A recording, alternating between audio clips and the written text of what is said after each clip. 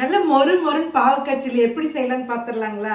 1/4 kilo பாவக்காய் பாருங்கள், ரவுண்டாக அறுத்து எடுத்து வச்சுருக்கிறோம்.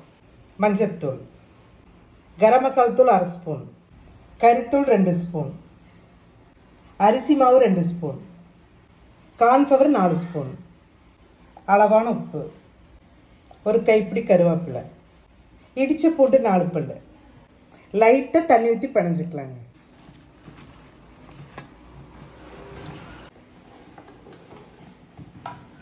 நல்லா 1/4 மணி நேரம் ஊற வச்சு எடுத்துக்கலாங்க. பாவக்காயை போட்டுக்கலாம்.